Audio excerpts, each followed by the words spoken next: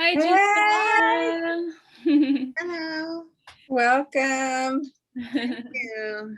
Oh, you're so beautiful with your huipil. Thanks. Love it, love it. Thank you for welcoming me. Yeah, you're welcome. Yes. This is the Unschooling Squad here. We've been getting together to sort of initially as a book club to talk about unschooling and read books and share our process and our pitfalls and kind of supporting each other. And then we started sharing publicly. So in these conversations, and you're the first conversation we're going to have where you're not a parent, and this is really exciting to me because so much a part of our unschooling journey has been for our individual journey. Mhm. Rather than for our children. So we're happy to share with you, and I'll let the other women introduce themselves to you. Yes. Hi, Giselle. I'm Ana Maria. The squad knows me as Maria, but I can go either way. And I'm a parent of three. I have a 16-year-old, a 14-year-old, and a recent 9-year-old. And we've been doing this for a long, long time, trying to uncover and rekindle some ancient ways of being.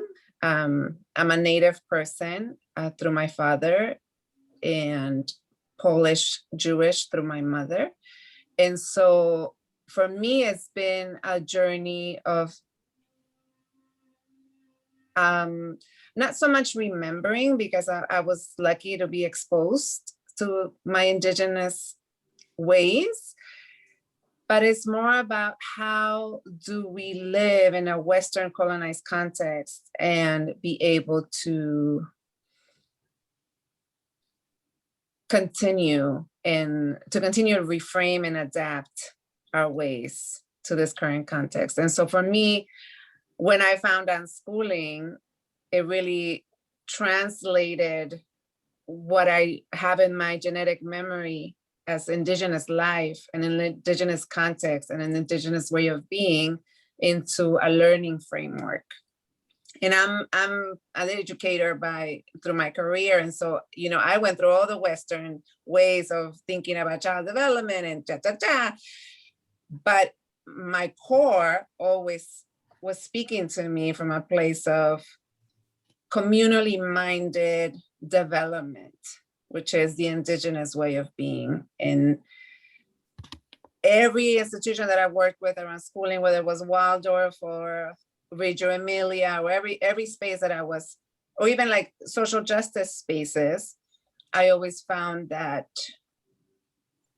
always came to a head, this way of being like communally minded and bringing sort of a decolonial aspect to our lives, and just the Western way of being, like our individual needs and et cetera, et cetera. And so for me, unschooling is sort of this container within my family, but really within myself, about bringing all that incongruency into some sort of alignment within myself. And it is still an ongoing work. I don't have answers yet. There's been some like things that have come clear, but overall, I feel it is helping me to really take out some layers of conditioning and focus and align more with what really feels true to my genetic coding even. So it's great to meet you. I'll pass it on to Lisa. Hi, Giselle. I'm Lisa, and I also have three kids. They are 13, 11, and 8.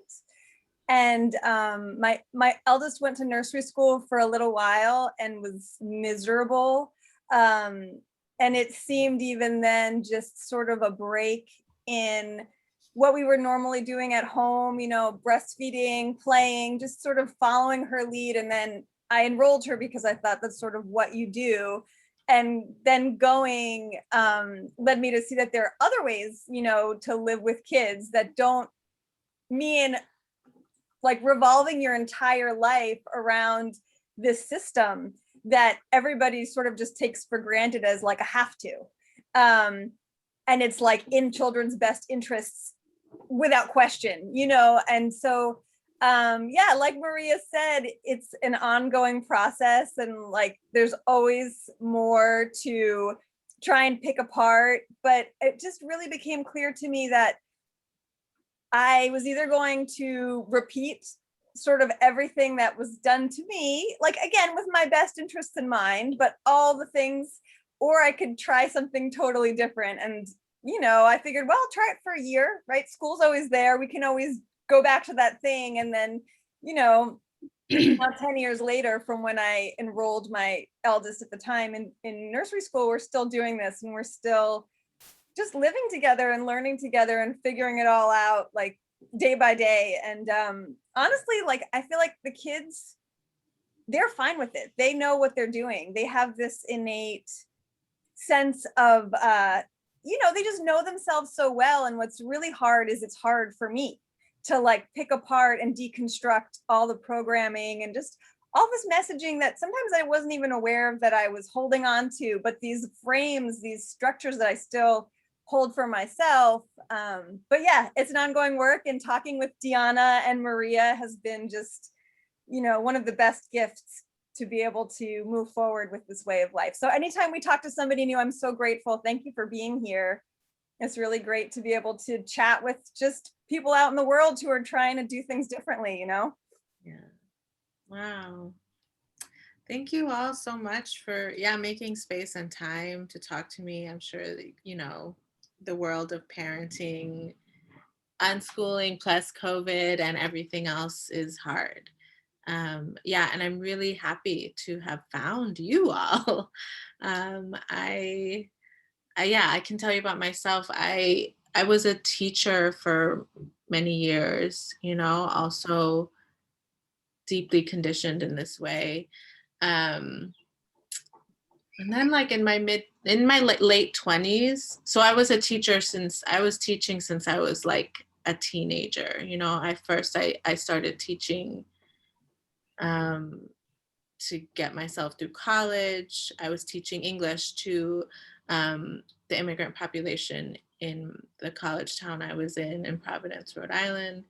And then I got my teaching degree and was teaching children.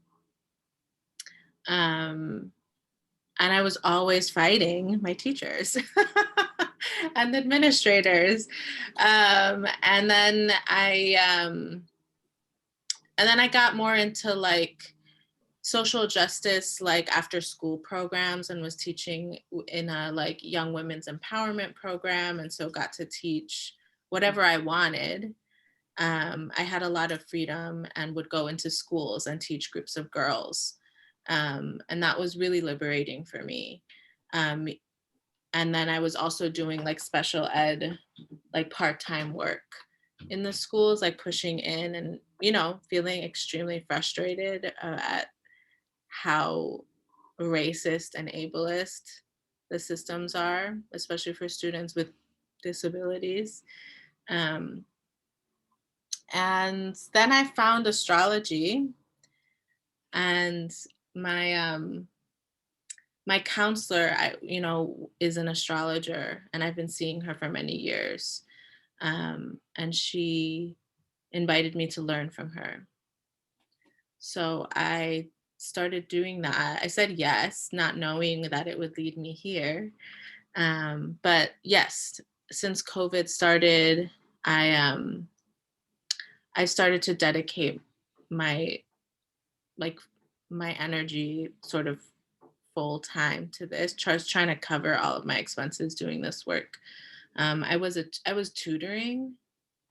Like the way that I figured it out was that I would tutor rich kids and get paid more per hour than I usually would, so that I could do astrology and learn more about real healing, you know? And so that was happening, and increasingly I was getting more and more frustrated. I was like, I just can't do this anymore, you know? So yeah, So now I live in Seattle. I was living in New York before, and that's how Dhyana and I know each other. Yeah, and Maria, we have a similar mix. I'm also Polish Jewish on my mom's side, and my father is Mexican, and I was born in Mexico with, mixed ancestry, indigenous and European. Okay, because immediately when you were talking, I was like, okay, this is my sister from another mother. Like I'm already there, Giselle. We're already like connection has been made. We're family. That's it. Yeah. So beautiful. And I'm teaching, I like became an astrologer, and I feel called to this work and to like offer care through this language, but I also have been learning and like relearning a lot of indigenous forms of healing with indigenous communities here in the Pacific Northwest. I'm part of the Canoe Journey Herbalists, which is a group of herbalists that offer care on Canoe Journey, which is an intertribal ceremony that happens every summer. And then also también in Mexico and Oaxaca with a group of a lot of Mexican folks from around here. So I try to like stitch things together. I try to like do community work. But as I'm doing more and more teaching doing astrology, teaching astrology, I just really want to name, some of these like core wounds that we experience from colonial schooling so that we can continue to learn, like so many of us are like relearning and learning new ways, like remembering, but like also unlearning, so there's like a big. And astrologically, I'm like, I need to bring these questions up out loud more often. So I'm trying to do that, I think right now, mostly by naming some of these wounds in my classes and making space for people to name the messages that they need to disrupt for themselves as adults. So as an adult, they can continue to learn what they need to learn to like free themselves, from this system and from these lies. And, my friends, I'm in my mid 30s. So the friends around me have babies and don't want to send them to school, but like, don't see alternatives, and I think primarily part of my purpose is to teach. And to be a teacher in the community. So I want to support my friends who are parents, and I want to also support people who come to learn from me and offer this lens as well as part of what they get while learning astrology, which is an alternative way of looking at the world. Yeah. So I was like, oh my God, Dhyana unschools her children. I need to like know, I need to like understand what that means and how you do it, and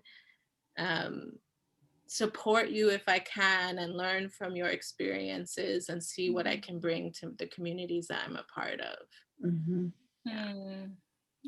Thank you for offering to support us too. This beautiful reciprocity. We are here for you. Like anytime you want to pick up the phone and have it, because I know not all the questions come to mind when you're just sitting in a circle, and they might come with experience, and like something happens and where someone comes to you, you can totally lean on us. And I'll speak for all of us because we've said it before, we are here for you. So yeah, we can dive into like some specifics, like scenarios. And then I also want to share, as you were speaking, there were a couple specific resources that I want to follow up and send to you as well. Yeah. So I'm gonna make a note. I was going to say, you kind of said, what is unschooling and how do you do it? And those are both huge questions because so many people define it in so many ways, and it's going to look different for every single family, every single person. I think one of the main tenets of unschooling, and this also might help with, naming some of the wounds, is that unschooling is ultimately about consent, right? We have this, people don't really think of consent in this way. Consent is always sort of lumped together with like sex and sexuality, but children going through mainstream school, it's not a system that involves consent. It's a system that involves telling kids what to do and then making sure they do it either through rewards or punishments.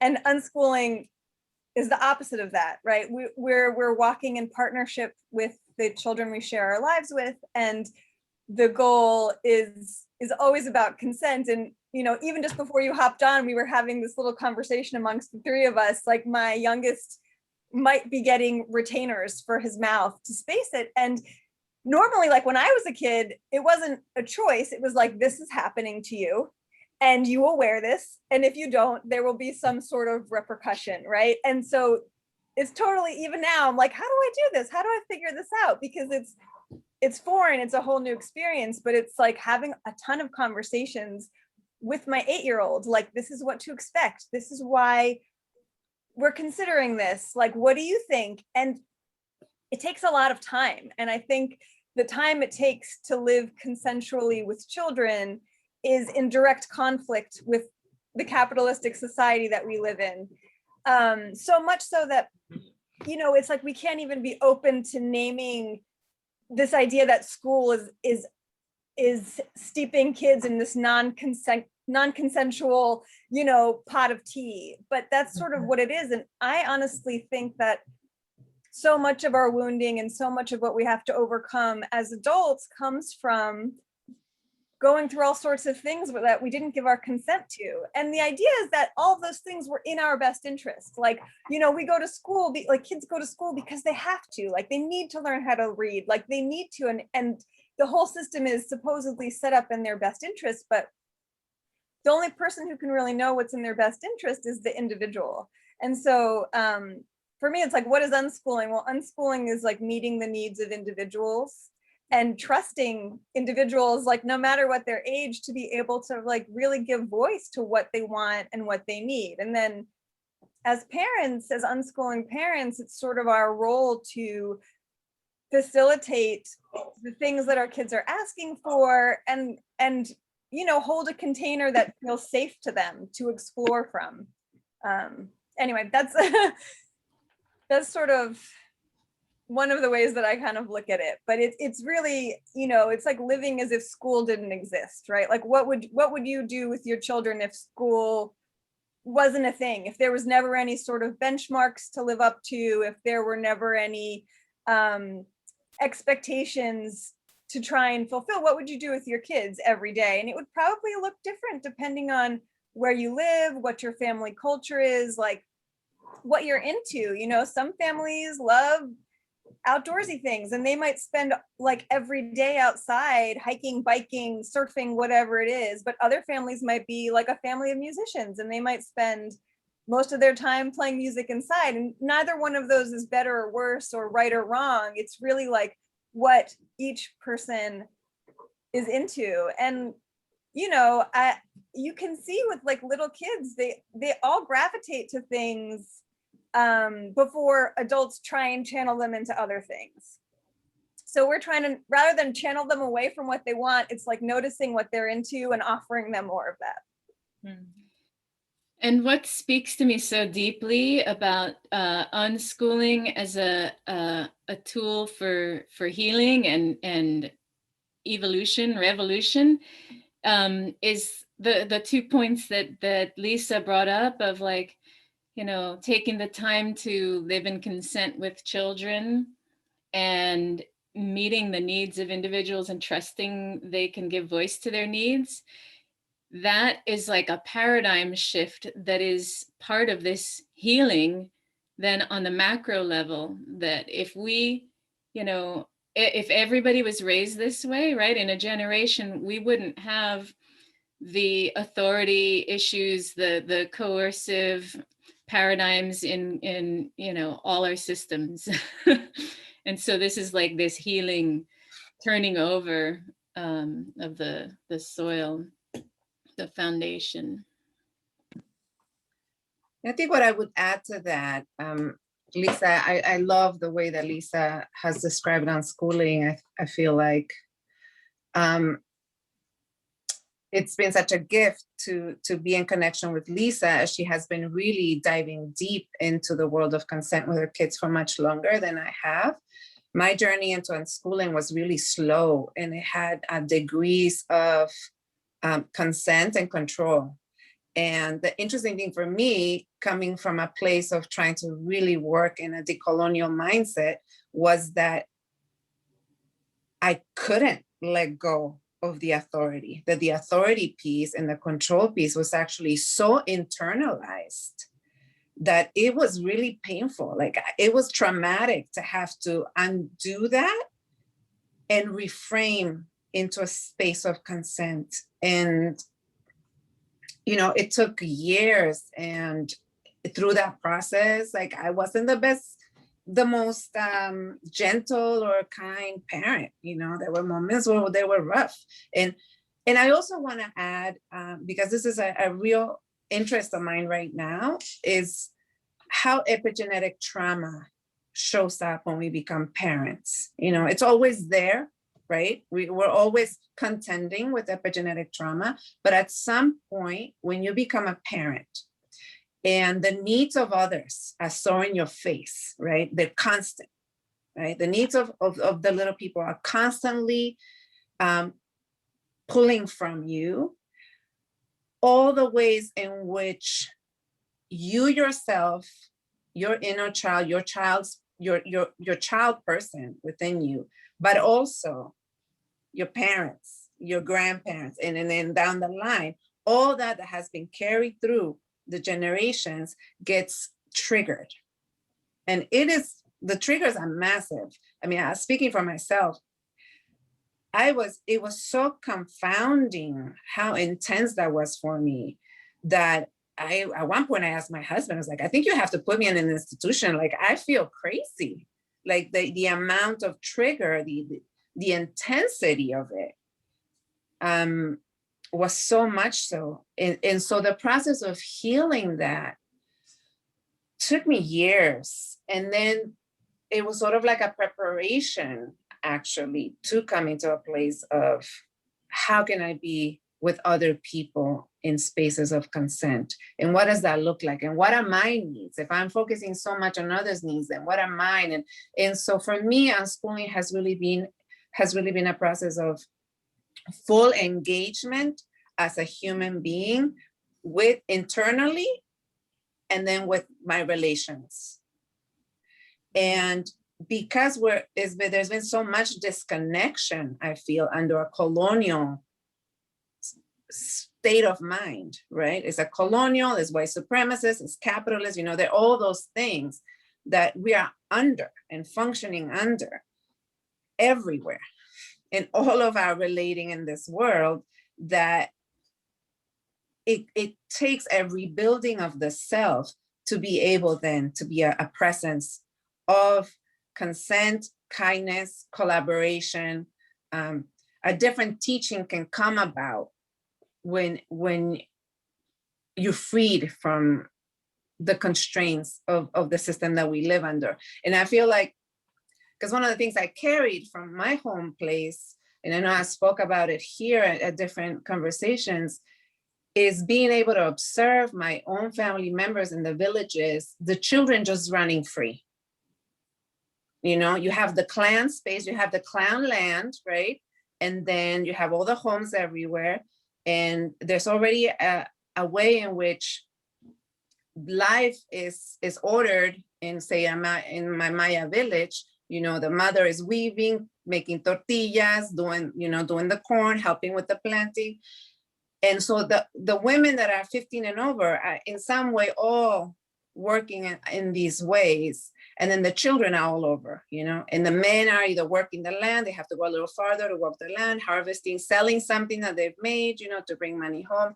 So it's this collaboration going on all the time where the children are actually growing up under. When I became a parent, I was totally isolated. My mother had just passed away. Then my father passes away. And it's really just me, my husband, and our one baby.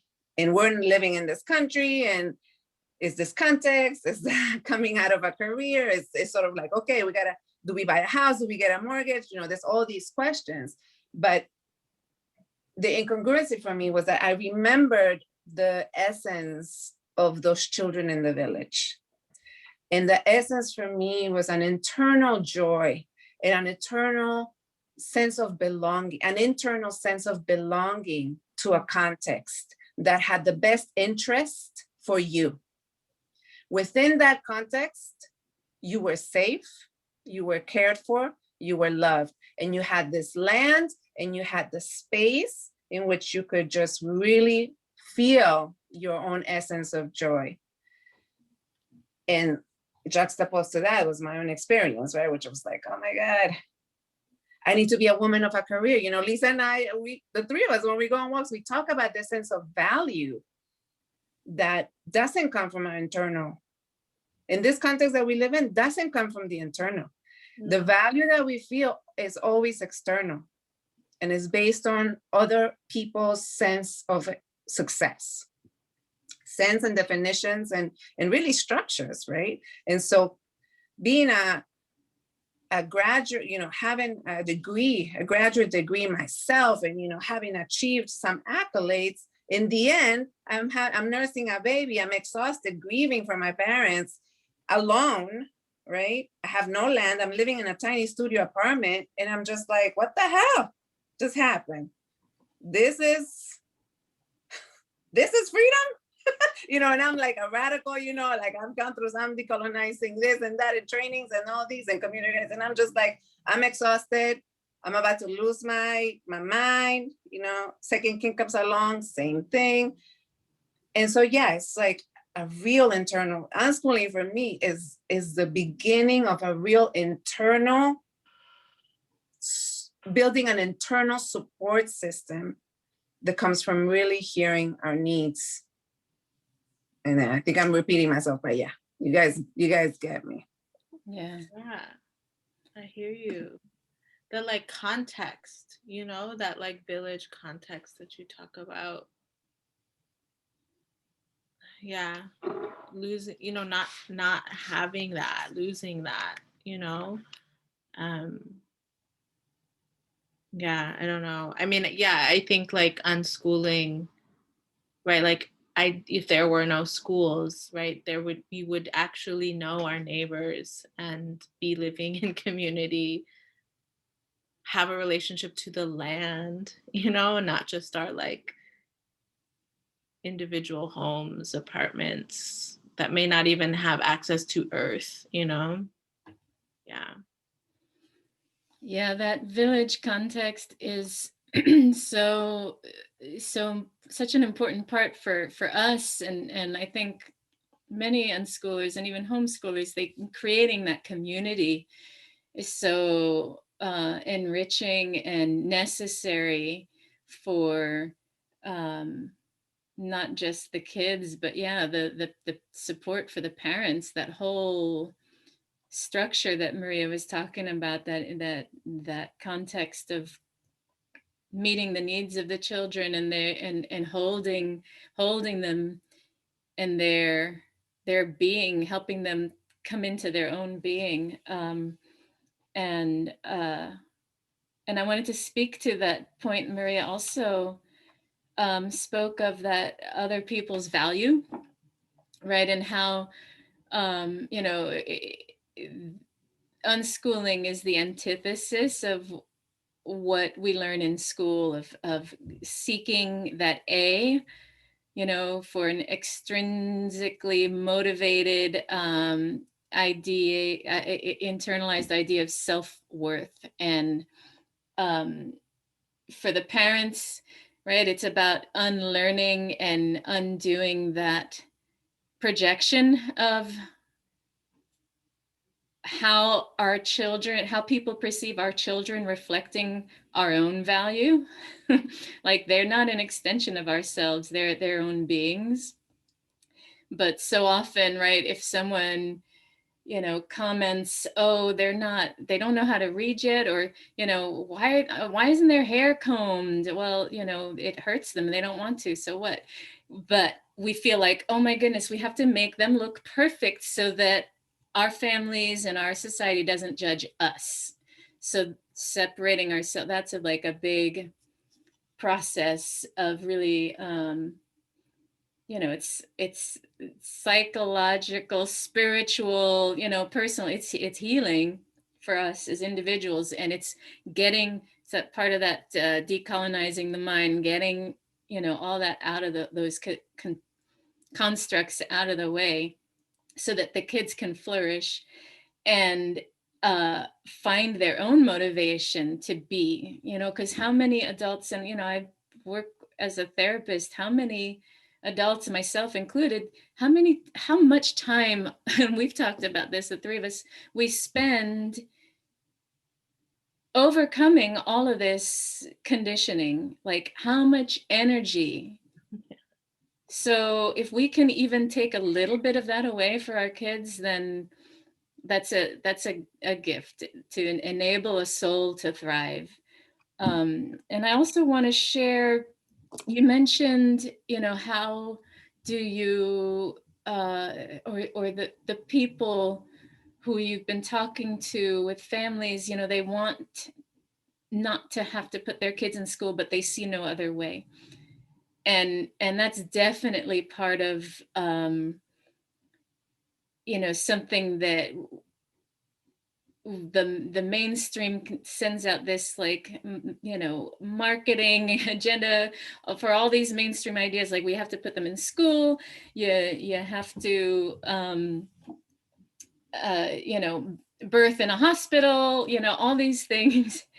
There are other ways, and even within the unschooling context, within the homeschooling context, there's so many ways. And so I would encourage them to find their own ways, like what are their values, you know, going back to what Lisa was talking about, you know, is it a musical family, or they like to be outdoors, to really look inside for those things and have the parents look to their children to let them, either by observation or if they can speak to it well, let the children share what their interests are and kind of follow the children's lead that way.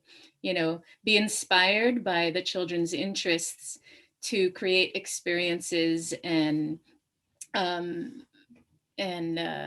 you know, time spent together.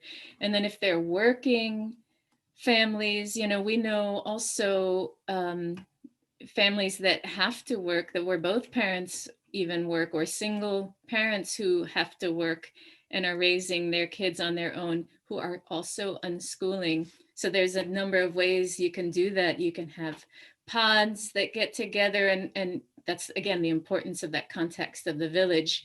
Then you have, like, you know, the surrogate auntie who can take on the kids while you work, or you get together and people take turns getting their work done. Like, okay, you know, today a group of families are going to get together, and, you know, depending on how many kids, all those families except the one parent will mind all the kids while the parents work, or, you know, things like that. Also putting kids in self-directed learning centers for a period of time during the day that support the values, you know, that we're talking about with unschooling, you know, and any combination. Also encouraging people to understand that in school, it, a lot of the time, you know, they think, how am I going to get 8 hours of schooling in, you know, if they're going to do curriculums? Well, you don't have to, because a lot of that is administrative time, waiting in lines, you know, all this kind of attendance taking, recess. Well, we know a lot of families who do curriculum, who get all of that done in like an hour or two in the morning. And then it's excursion time, or go meet your friends, or go to a, you know, a museum. And, you know, so learning can happen in so many different ways.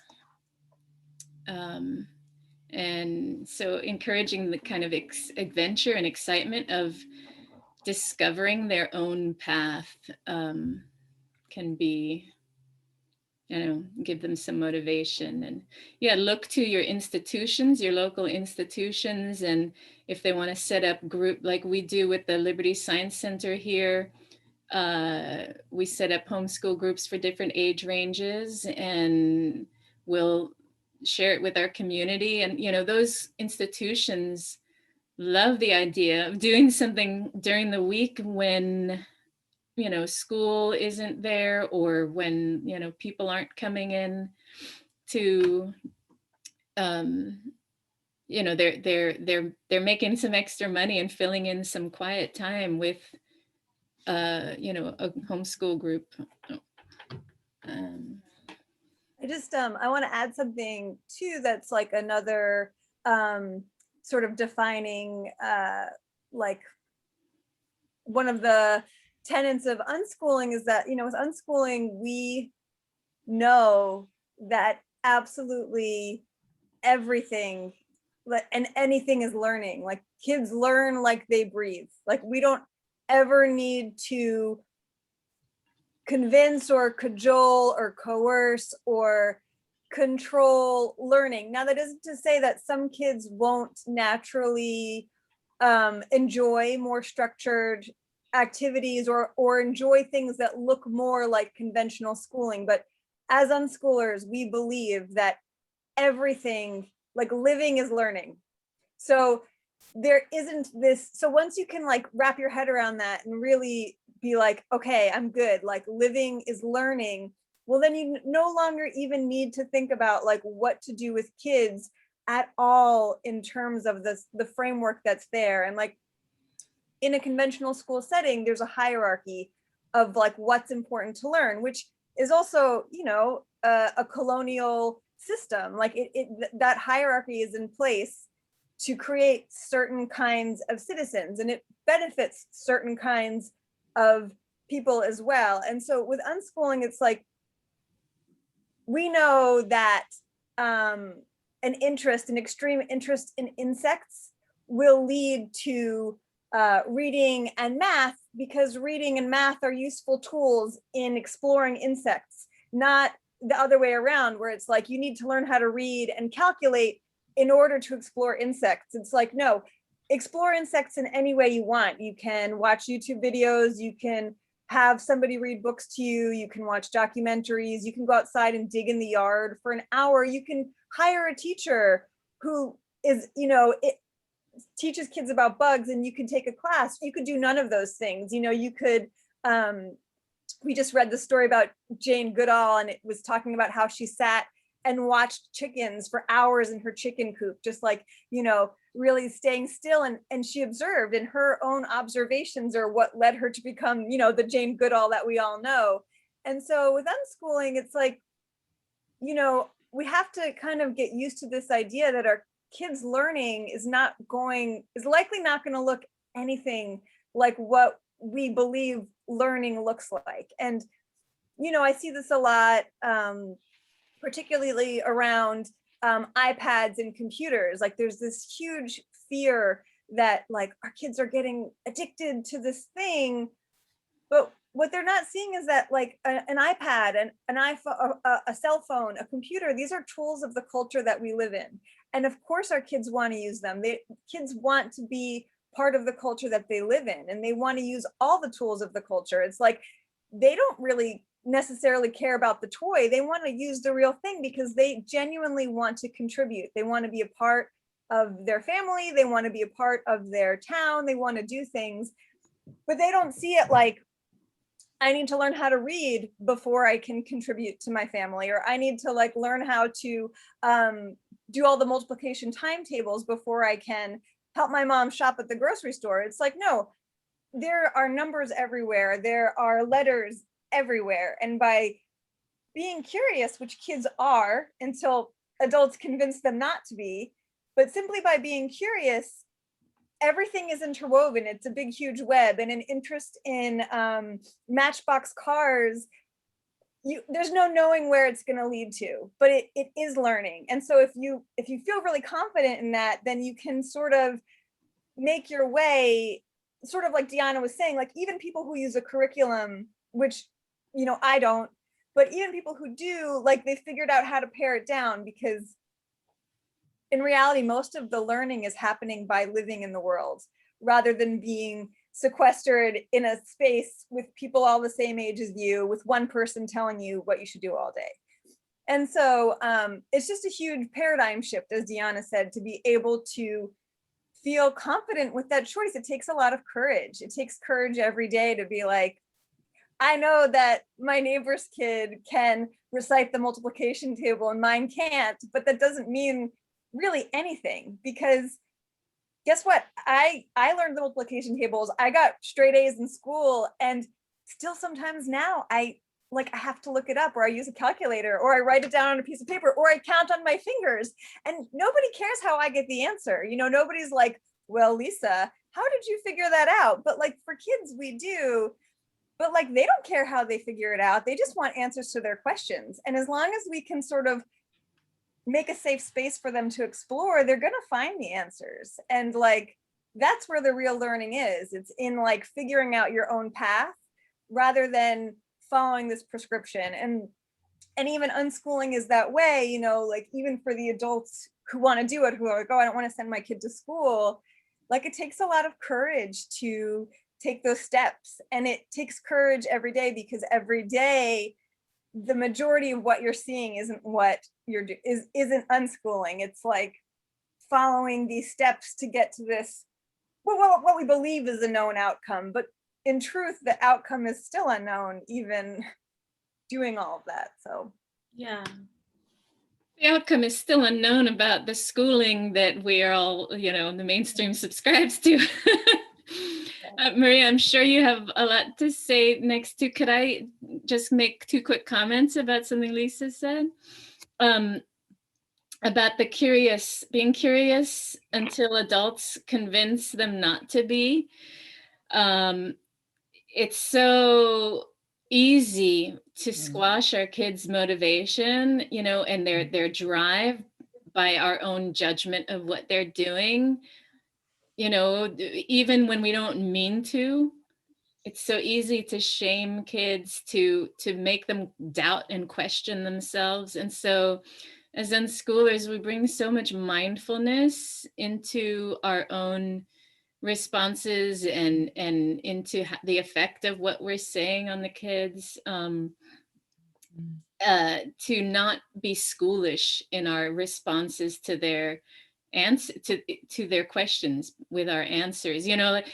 I've done this, and I know, I'm sure many people do, where they want an answer, and instead of just giving them the answer, I start to kind of tease it out of them and make them think for themselves. It's just like, give them the answer, so what, right? Instead of getting them all frustrated by, unless they really love a good mystery and like that process. But, my kids, I notice, don't. So why would I continue to do that? And then kids learning is not going to look like what we think traditional learning. Again, getting our judgment and self-judgment out of the way of their learning. I've observed, especially during this COVID quarantine, where we were not as active and, going out with all the fun things that we usually do and collectively getting together with people. We were home a lot, and it was a lot emotionally, for all of us. So the kids too. And we all cope in the way that we were intrinsically motivated to. One of my kids reads all day. The other one, on her device too, because for a while the libraries were closed. And then the other one draws all day, also on her device, and of course they'll watch videos too and everything. But meanwhile, the one who draws all day became a self-taught, like very proficient artist on a professional artist tool, entered in a contest and just got a $75 check for winning second place. And then my other daughter, who I, you know, worried considerably about, being mostly cozy in her bed, who wouldn't want to be reading like all night sometimes and all day, but she could write a dissertation, a college level dissertation on the subject matter she's been reading about, diving into, you know, a very specific genre. And if I were to judge it as not the classics or, you know, whatever, but who knows, that's going to be classic in past tense when she's older, but it So might who inform defines her the to be a classic? writer, you know? Yeah, and in classics, exactly, by colonial standards, right? So yeah, I just wanted to speak to that point Lisa brought up.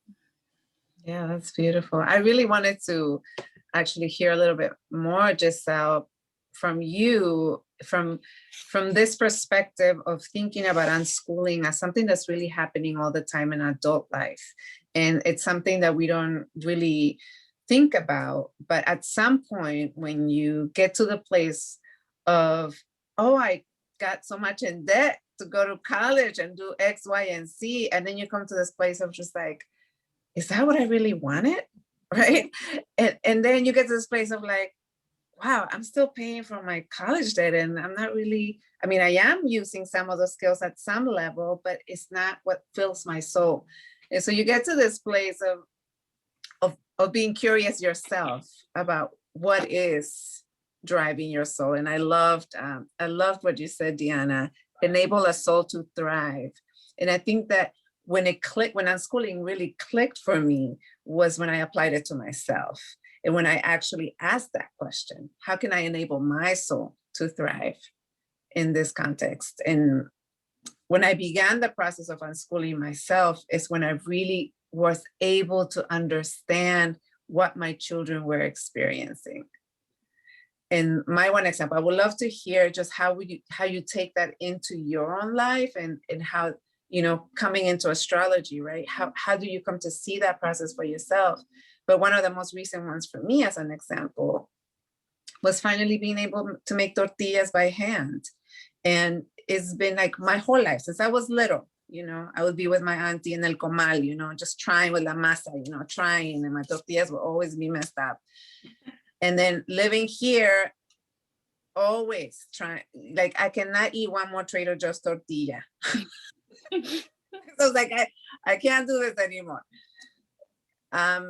In understanding that, okay, I'm gonna take myself through that process and I'm gonna be curious and I'm gonna try to learn it from every angle possible. So I called my cousin, she made a video for me with my auntie, you know, back in Chiapas, and I watched another cocinera, you know, that was helping me, well, on YouTube, a cocinera on YouTube. And I was like, okay, let me try. And I tried it and I had super fails on my tortillas. They were horrible. My kids wouldn't eat them. And then little by little, you know, as life is, and as learning any skill is, my tortillas began to puff. My tortillas began to be softer and thinner.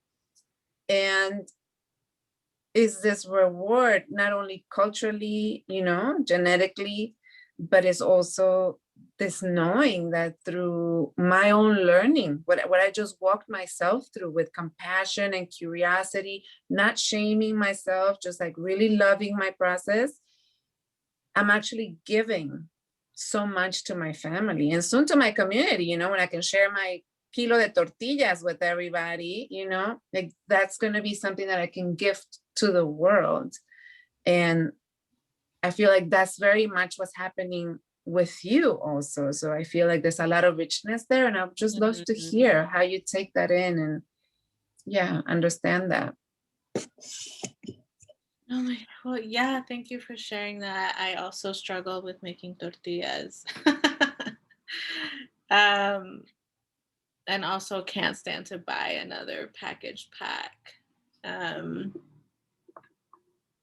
mean, everything that you all have shared has been felt very moving, and yeah, thank you for your courage and what you're doing. I think I'm trying to distill like what it is that I'm meant to be doing, because I can easily be like very distracted by like I need to do everything, and I'm just trying to like distill what it is that I'm meant to do. And I know that this path is part of that. I have many of my ancestors were teachers. And yeah, I think as a teacher, when I was a teacher in my 20s, like fresh out of like, like my whole life in schools, facing that that like internalized like authority that I had learned from a really tyrannical mother and school, like it was so intense, like I had to get out of there to save my own soul, because the way that I was expected to teach, and the way that I naturally did it, very controlling because of how I internalized my conditioning and my experiences.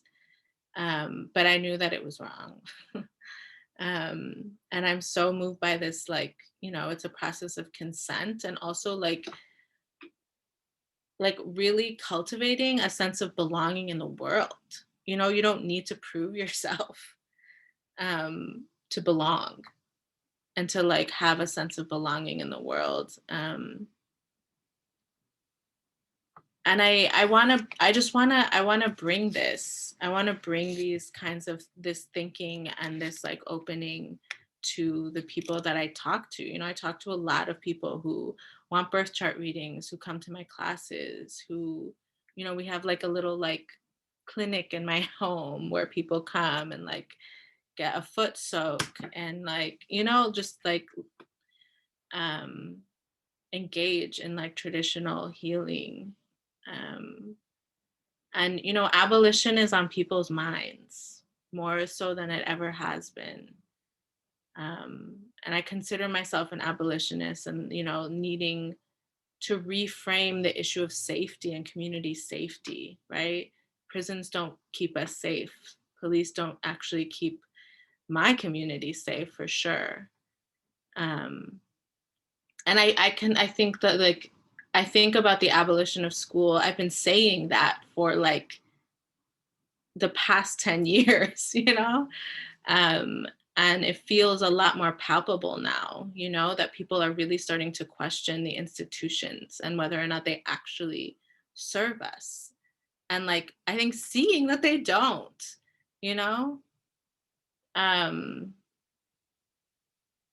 yeah, and institutions are needing to make major changes right now because of COVID.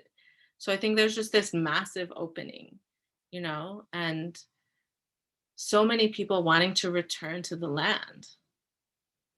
And at least, in the communities I'm a part of, like really needing to pull together in order to do that. We don't have family wealth.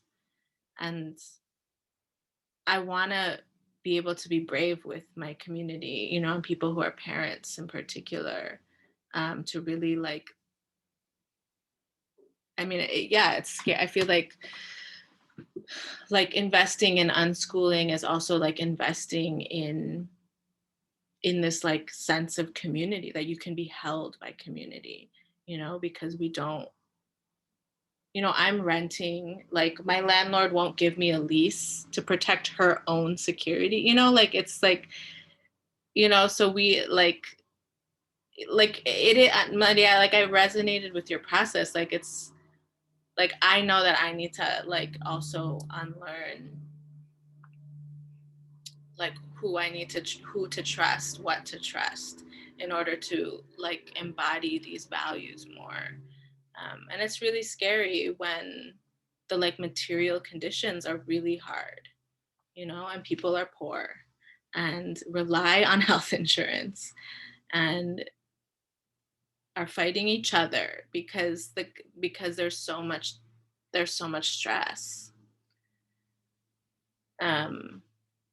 Yeah, but just hearing people talk about this is healing. It's hearing your process is healing, and I want to be another voice that is like waking people up to the possibility that we don't have to send our kids to school, and schools are like a major part of the violence that is in our whole world. It's not a benevolent place. It's not a benevolent institution. Teachers are very confused, and I was when I was a teacher. Well, and even that, I was just gonna say, like, a teacher, right, is like one adult with many children all the same age. And like unschooling parents don't have those same like mountains to climb, right? Like even if you have a lot of kids, they're not all the same age. And again, it's not this idea that like one parent is like teaching the kids all day long, when in reality, it's like the kids are sort of figuring their own thing out. And I'm sorry if I interrupted you. I just, before you were saying how you're trying to figure out like your own purpose, and it reminded me of like another thing of unschooling, and it's like what the kids are doing is following their joy, right? And as adults, like I know myself, I also want to follow my joy. I also want to spend more time doing the things that bring me joy and happiness. And I think that, right, like, putting more time into the things you love feels much harder as an adult. One, because of the conditioning, but also because, well, now we're grown and we have bills to pay and responsibilities to do. But it's like, you found astrology and you're moving more in this direction. And it seems like you are kind of unschooling, right? You've shifted from teaching in the way you knew it to doing what you're doing now. And that's, you are unschooling yourself. You are finding what works for you and putting more time and effort in that. And that's, that's what the unschooling kids get to do, is spend as much time as they want, or as much time as can happen within their community doing the things that they love. And we try not to judge them, which is the hardest part, like especially as an adult, like judging yourself for spending time doing something that might seem, I don't know, frivolous or non-productive. And like even that links back to sort of what Dhyana was saying, is that with unschooling too, there's this, you have to lose this idea of productivity, because even like, what is productivity? How can you tell when someone's being productive versus when they're not? Like these are all ways to judge and like, to judge what people are doing. But really, again, the only person who can know is the person doing the thing. Like they're the only ones who know what value it has for them. And I think just, what you're describing, Giselle, about like wanting to find your purpose is really common for most adults, because we've spent our entire growing up time doing things that other people told us we should do versus doing what really brought us the most joy, and it gets confusing. Sorry, I'll let you go again. I just wanted to jump in with that. I just want to be mindful of the time and just check in. I would be delighted to continue talking for another 10 or 15 minutes if you have more questions, and we can talk some more. But how's everybody else's time?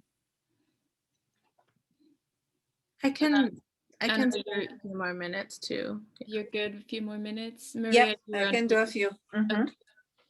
All right. I wanted to just quickly also speak to, because this has been in my mind a lot as I'm doing my own work with my community during COVID, families that are really struggling during this time who are undocumented. And the stress is so great. I see how that stress is coming out on the children in the families as I spend time with them and do deliveries and such. And I think that one of the things that comes up for me that's very clear is that to be speaking about an alternative way of learning, it's already a space of privilege. And for people who are struggling in spaces of poverty, racism, in the pressures of colonial contexts, it takes having to, I mean, just these are reflections. I'm not speaking like this is the way it is, but just in my reflections, it feels like it takes going the full gamut of this colonial capitalist system, you know, getting your full degree, go the whole way, success, to then arrive to this place of like, wait a second, you know, you get to college and then you're learning pieces from Bell Hooks and Nikki Giovanni, things that begin to ignite your mind to think about different things. But those things are not accessible to you when you're in a space of poverty and stress. And what I wonder, because I also want to honor the fact that it may very well be, it is very difficult to get to a state of thinking about your own liberation when you're trying to get food on the table every day. It's very difficult. And so the conscientization process to get to that place has been a question in people's minds. I mean, I know that Du Bois was even talking about it back in, you know, in those times. But it's just a huge question that I feel like we don't have answers for yet. I think that we've tried different things to sort of address, okay, well, a few of us get through that ladder and then bring it back to the community. You know, let's go through the full process and then bring conscientization back. Let's do liberation labs. Let's do retreats. You know, there's been various ways in which we try to share the information that we have access to. And when it comes to unschooling, for me, the thing that links me to it the most, as I mentioned earlier, is indigeneity and indigenous ways of being. But yet, because I don't want to romanticize that, I want to be careful about that. Yet in my own Tzeltal community, children are sent to school and experience an intense amount of racism in Mexican education systems for being indigenous people. And I called all kinds of names, but know that if they don't read and write, they're really at a true disadvantage in the context of Mexican culture and what they will have access to in terms of being able to get out of poverty. And so for them, school is a lifeline, as it is for many immigrant families here in the States, many even families in poverty, right? So I want to be careful not to, particularly as an unschooler and as a former educator in the public school system, I want to be careful not to make those institutions the worst. But I do want to say that to re-envision, to have the capacity to re-envision and reimagine systems, human systems, is the direction that I'm most excited about. And I feel like that's my calling, that's my work here on Earth this time around, is to have the courage to imagine. And unschooling has given me a direct link to my own imagination again, which was sort of taken from me in a way through conventional schooling in the conventional route. And to be able to think that the work that I'm doing right now can in some way give back to my own community it may not be in the same way. It may not be unschooling the way it gives back to my community, you know, but it might be just the acknowledgement that, hey, I'm with you in your mothering. Do you need me to help you with the kids for a little while? Do you need, you know, what is it that you need to have the capacity to function in your own context? If your context is that you're a single mother and you have 3 kids and right now they're all learning online and you're super stressed, what can I do to support you? You need some food, you need access to groceries, you need access to medical care. How can I support you? And I feel like in this new igniting of culture around mutual aid right now, like that's where I feel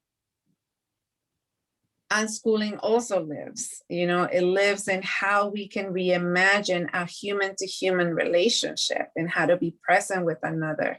That learning needs to be really removed from this idea that it's just a certain institutional way of ABCs, as Lisa was mentioning, you know, like this is the math and this is the reading and this is how you use it and this is when, but that really learning is about our capacity to be fully human within ourselves and with each other. And I feel like that gives us so much room to imagine purpose, to imagine belonging, to imagine joy, you know. Yeah. It's so inspired, Maria. Thank you. Mm. And all that.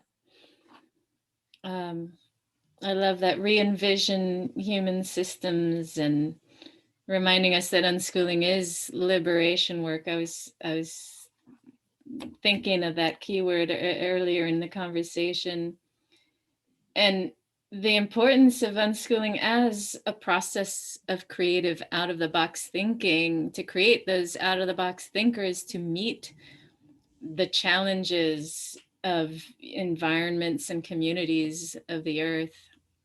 And it is so exciting, you know, Giselle, as you said, right now we're at a precipice because of COVID and parents doing school at home. You know, my sister, one of them, she's a single mom of 6-year-old twins, and it was impossible. And to all these parents getting a peek in at what really has been education for their children was really eye-opening. My sister's a film documentary maker, and she's now working on a documentary also inspired along the same lines that Giselle and Maria, you both have been speaking about, to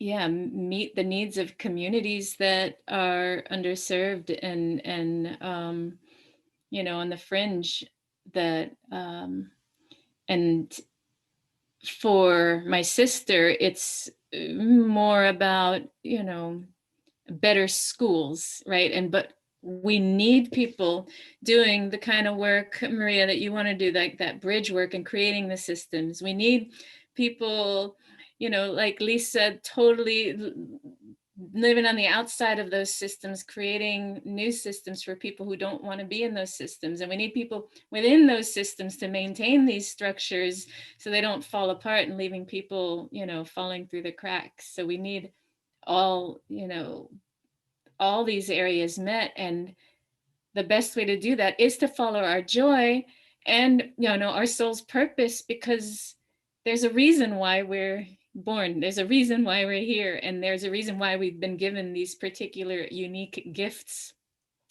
And who better than to, you know, meet that service than the ones who are designed to, you know, that have the gifts, that have, you know, I'm not going to go and be a lawyer and a politician. That's not my gift. But there are other people who are, that can work in the legal realms for, you know, creating these structures that, and rebuilding, re-envisioning along all of these different facets of the whole. Do you have any other specific questions or specific families that come to mind, or anything that's been stirred up that you want to ask more about? Um, I think like I think this has been really helpful, just like naming what it takes, what it is. And I think, yeah, this, um, yeah, I mean, I'm thinking about, the little ones in my life and their parents and their situations and what it would take to create, these kinds of networks of like actual trust, um, so that we don't have to rely on institutions that we don't want to, and that harm our communities. Yeah, so I'm imagining what that looks like, and trusting, that like there's like a creative solution even for, you know, my poor undocumented friend, you know. I'm gonna send you some resources and ideas and like that I know other people are doing that could be inspiring. But what I feel to say right now is build upon what you're already doing, like that community that you already have, and collaboratively follow everybody's joy and everybody's needs and vision and co-create, and build upon that. I know one woman who's very interested in unschooling, has a community, also interested in returning to the land and farming, and they're choosing to build this collective where they're meeting the needs of, a community who also has people that don't have wealth, family wealth, and bringing food, to the people, teaching them how to take that, that power back and making food. That's, part of their vision, but it can be, as unique to your community, right? As all your individual collective visions coming together. Yeah. And that's, sorry, to that point of, we can't do it alone, especially if we don't have resources, but together, you have the families supporting, and the adults supporting the people with kids and families in so many creative ways that like is such a relief for the parent. Even the smallest thing, you don't even realize, it doesn't have to be money or everybody's like feeding or nurturing or whatever it is, investing in different ways. Sorry, I interrupted you. No, it's fine. I wanna let you all go. But I just want to say thank you a lot. A lot has been stirred up, and I know I'll be able to share this on Monday in my class. And yeah, I hope to just stay connected, and like learn more. It was good, Dhyana, to just hear about your actual children and what their lives are like. Yeah, happy to share more. Also, I had this sudden vision as you were just now speaking that like if you ever wanted to bring us in or bring them in here and we have a big Q&A pop-up conversation, I we'd be down with that. Yeah, if it's beneficial for you all to like be speaking and conversing with like a wider public, I'm happy to pull people in who I think would really benefit from hearing some of these ideas and getting to like process some of their worries and challenges. Yeah, you can start by sharing the link to the previous conversations we've had too, from diverse voices, you know, people who are on different spectrums of unschooling and what they're doing. Yeah. I was just gonna say too, thinking about like for me following my joys, I definitely get a lot of joy out of